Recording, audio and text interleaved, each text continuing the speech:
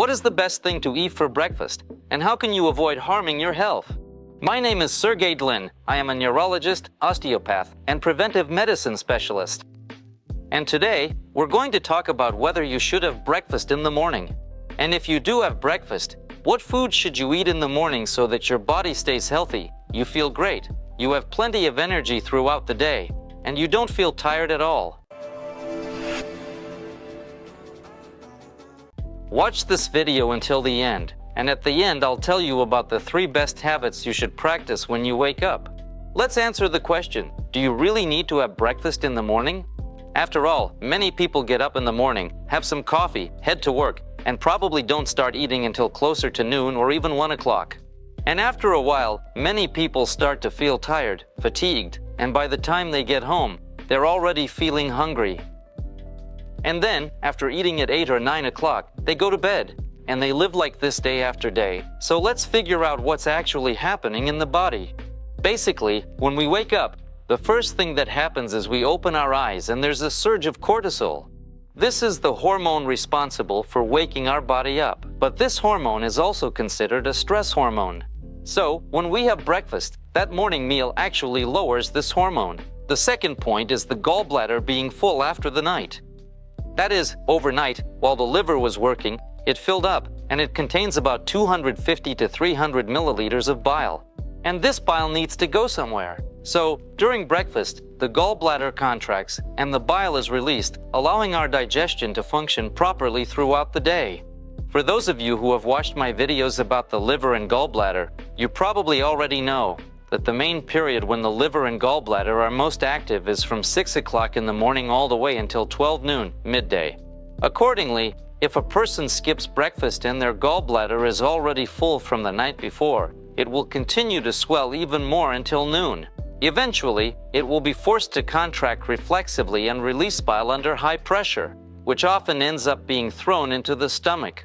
This can cause gastritis, inflammation, heartburn, gas, bloating, various disruptions of the intestinal microflora, and so on. In other words, a huge number of digestive problems arise if you skip breakfast. So, the answer to the question is, you should have breakfast, and it's very important. Moreover, it's best to have breakfast within 2 hours after waking up. That is, when you wake up, you don't have to eat right away, but it's best to start eating within 2 hours. Now, what is healthy to eat? First of all, your breakfast should be hearty. Ideally, it should be your biggest meal because it gives you energy for the whole day. It jumpstarts your digestion. That's why your food should be as nutritious and filling as possible. In other words, it shouldn't just pass quickly through your stomach and go straight to your intestines. It should give your gallbladder enough time to empty by releasing bile into the duodenum. That's why it's good if your breakfast includes proteins, fats, complex carbohydrates, and of course, fiber. What can be included in that? For example, you can have an omelet, and you can make it with herbs. You can eat fish, like salmon, for instance, and so on. So, during breakfast, we get all the essential micronutrients. What shouldn't you eat? You shouldn't eat instant oatmeal in the morning. The thing is, these are already processed grains, and they contain very few micronutrients and vitamins. Plus, when we eat oatmeal, people often add fruit or sugar, which are simple carbs, and that will raise insulin even more. And on top of that, oatmeal digests pretty quickly, so it doesn't give us the effect we need for the gallbladder. And a lot of people also like to eat instant cereal in the morning. But those cereals also cause an insulin spike because they contain a lot of carbohydrates. And of course, you shouldn't eat gluten-containing foods for breakfast, like croissants, white bread, or various types of processed meats. That means things like sausages, deli meats, and similar products. So, we should try to choose healthy foods that can be made very tasty and filling, and at the same time provide our bodies with lots of micronutrients. Another big mistake that many people make in the morning is drinking coffee on an empty stomach. In other words, you wake up, drink coffee, and head off to work. A lot of people do this, and my patients, the ones I talk to, say, well, it's normal, we want coffee, we can't wake up without it. But in reality, it's just a habit, and over time it leads to problems. It disrupts the normal functioning of the stomach and intestines, because coffee on an empty stomach really irritates our gastrointestinal tract. And another thing, it causes an increase in adrenaline. And our cortisol levels are already very high in the morning. So, people who drink coffee right away on an empty stomach often end up triggering high blood pressure. And over time, this habit can become a trigger for developing hypertension. In general, my recommendation is, after you've had breakfast, instead of drinking coffee or tea, drink plain water and just a small amount. First of all, after we eat, it's important for the gastric juice, the acid in our stomach, to work on digesting the food. But water and other liquids we drink dilute that acid, making digestion less effective. That's why, during the first 30 minutes after eating, it's better not to drink water at all, or if you do, just a very small amount and only water. Tea and coffee, when consumed right after a meal, because of their high tannin content, interfere with the absorption of micronutrients in our bodies. So basically, we eat to get those micronutrients, but then if we drink tea or coffee right after, we end up not absorbing them. So try to make it a habit to have your tea or coffee, for example, about 2 hours after eating.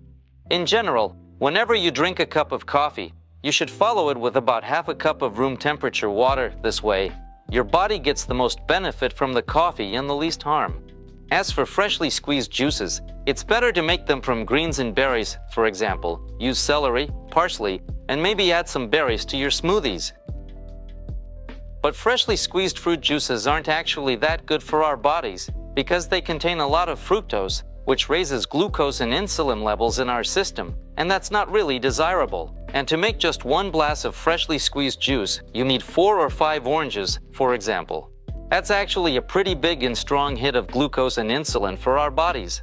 In general, it's good to add denser foods in the morning, like a cutlet or fish, which will stay in your stomach longer and stimulate a greater release of bile from the gallbladder. When the gallbladder contracts, it can only release about 25 to 30 milliliters. But just imagine, it can actually hold about 250 to 300 milliliters. So, if the food is dense, the gallbladder will contract and release 25 to 30 milliliters of bile at a time, and it will keep doing this over a long period, gradually emptying and, as a result, stimulating the flow of new bile.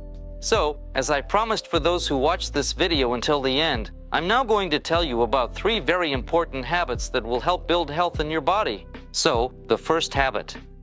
When you wake up, open your eyes, raise your arms and legs up, and shake them. By doing this, you activate your circulatory and lymphatic systems.